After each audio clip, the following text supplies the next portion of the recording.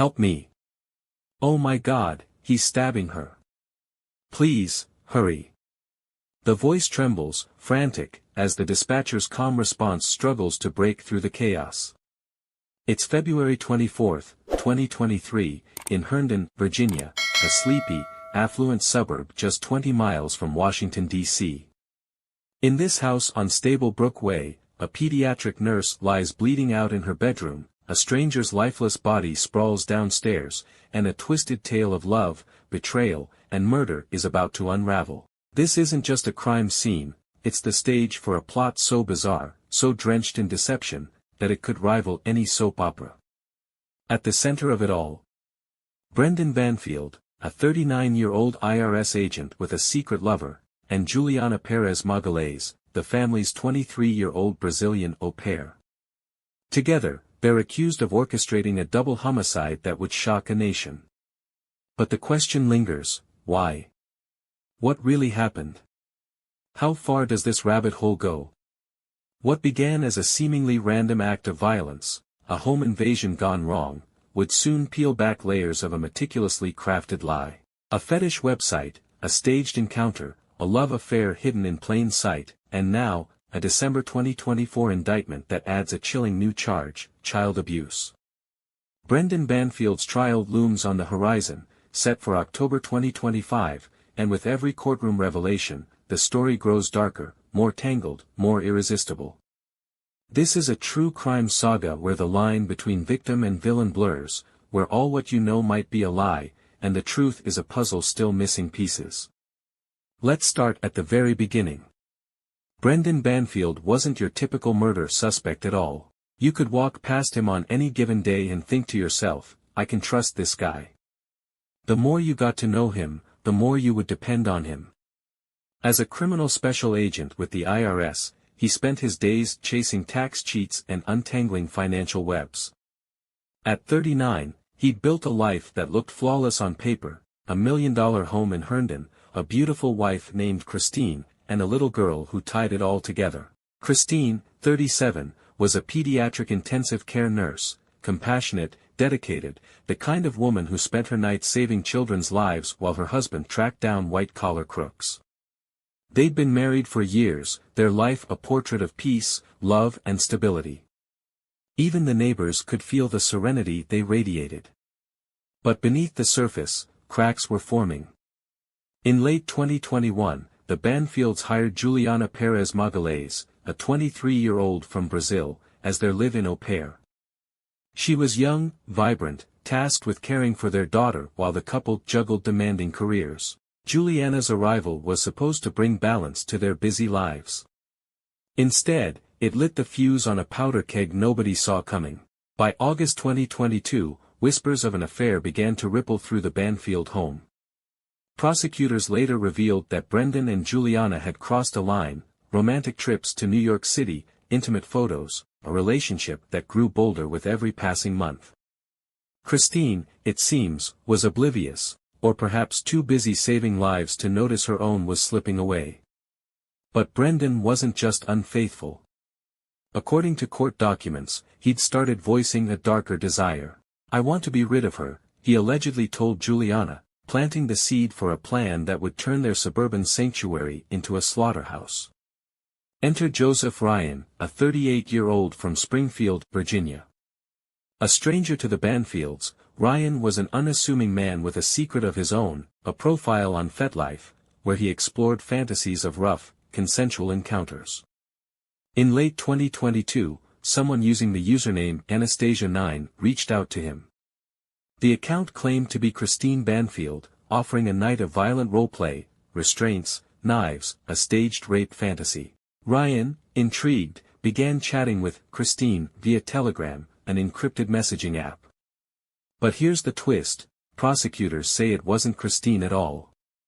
It was Brendan, or Juliana, posing as his wife, setting a trap. By January 2023, the plot thickened. Brendan bought a Glock at a shooting range in Ashburn, teaching Juliana how to fire it during a date disguised as target practice. Days before the killings, Juliana allegedly made a call to Ryan, her voice masquerading as Christine's, finalizing the details of his visit. The stage was set. All they needed was the perfect moment. The morning of the murder started like any other. Juliana told police she'd left the house with the Banfields' 4-year-old, headed for the National Zoo. But she turned back, claiming she'd forgotten their lunches. Meanwhile, Christine was home alone, or so the story goes. At 7:50 a.m. Joseph Ryan arrived at Stable Brook Way, expecting a consensual encounter. What happened next would become the centerpiece of a chilling 911 call. When Fairfax County Police arrived, they found a grisly scene. Downstairs, Joseph Ryan lay dead, a gunshot wound to his head and another to his chest. Upstairs, in the master bedroom, Christine Banfield was crumpled on the floor, her neck riddled with stab wounds. She was rushed to a hospital but pronounced dead shortly after. Brendan and Juliana stood outside, shell-shocked, or so they claimed, telling officers they'd walked in on Ryan attacking Christine.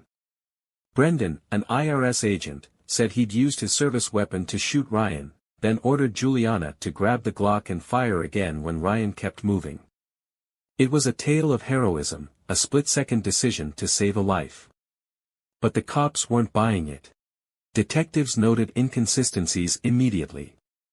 Why had Juliana called 911 twice earlier that morning, hanging up both times? Why did the blood spatter suggest Ryan and Christine's bodies had been moved after death? And why was there no sign of a struggle, no defensive wounds on Christine, no chaos in the room? Fairfax County Police Chief Kevin Davis stood in that cul-de-sac hours later, facing a scrum of reporters, his words hinting at the storm to come. As the sun rose higher over Stable Brook Way on February 24, 2023, the Fairfax County Police weren't just collecting evidence, they were peeling apart a narrative that didn't hold water. Brendan and Juliana stuck to their story. They'd returned home to find Joseph Ryan, a deranged intruder, stabbing Christine in a frenzy. Brendan, the hero, shot Ryan to stop the attack. Juliana, the panicked au pair, fired a second shot when Ryan wouldn't stay down. But the devil was in the details, and those details were screaming foul play. Detective Mark Ellis, a grizzled veteran with Fairfax County PD, pointed out a few inconsistencies. The physical evidence told an even stranger tale. Forensic analysis revealed Christine had been stabbed 6 times in the neck, precise, deliberate strikes, not the wild slashes of a frenzied assault. Joseph Ryan's body showed 2 gunshot wounds, one from Brendan's service weapon, a clean headshot, and another from the Glock Juliana claimed she'd fired. But the angles didn't match their account. Blood spatter suggested Ryan was shot downstairs, then dragged into position near the front door, almost as if someone wanted him framed as the intruder who'd just walked in. And then there was Christine. Upstairs, her body lay face down, no defensive wounds on her hands or arms. A woman trained to fight for her patients' lives hadn't fought for her own. The bedroom was pristine, no overturned furniture, no signs of a struggle. It was as if she'd been ambushed, caught off guard by someone she trusted. Detectives began to suspect the real attack didn't start with Joseph Ryan. It started with the people already inside that house. Within a week, Brendan and Juliana were in custody, charged with aggravated murder. The arrest sent shockwaves through Herndon, a town where the biggest scandals usually involved HOA disputes or speeding tickets. Neighbors gathered on front porches, whispering theories as the media descended like vultures. But it was the search warrants unsealed days later that blew the case wide open. Investigators recovered a treasure trove of digital breadcrumbs. Texts between Brendan and Juliana painted a picture of a relationship that had spiraled into obsession. "She's in the way," Brendan wrote on January 12. Juliana replied, "We can fix that." Another exchange, dated February 20, just 4 days before the murders, showed Brendan instructing Juliana to make the call and keep it short. Then there was the FetLife account. Anastasia 9 had been active for months, luring Ryan with promises of a violent fantasy. IP traces linked the account to the Banfield home Wi-Fi, and Brendan's personal laptop. Dr. Catherine Ramsland, a forensic psychologist and true crime expert, said, "This is classic triangulation, two lovers plotting against a third party, using a fourth as a pawn. Brendan and Juliana needed a fall guy, someone they could pin this on. Joseph Ryan was their patsy. The fetish angle? That's just the bait. It's cold, calculated, and disturbingly clever. Ryan, it turned out, had no criminal history, no reason to break into a stranger's home with a knife. His FetLife chats with Anastasia 9 showed a man eager but cautious, asking for safe words and boundaries. He'd even texted Christine that morning to confirm the address. Detectives believe he walked into a trap, lured by a fake persona, only to be gunned down and staged as the villain. As the investigation deepened, Juliana's role came into sharper focus. The au pair wasn't just a bystander, she was an active player. Phone records showed she'd called Ryan at 7:45 a.m., minutes before his arrival, her voice allegedly mimicking Christine's. And those two aborted 911 calls. Police theorized they were test runs, Juliana ensuring the timing was right before delivering her Oscar-worthy performance.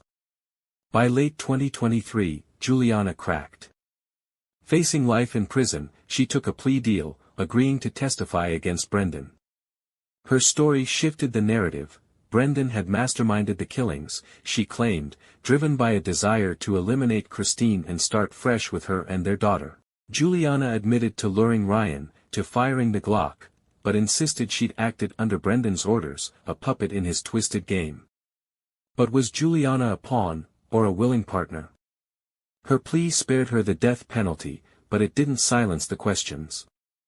Fairfax County Commonwealth's attorney Steve Descano vowed to pursue the full truth, hinting at more charges to come. And in December 2024, he delivered.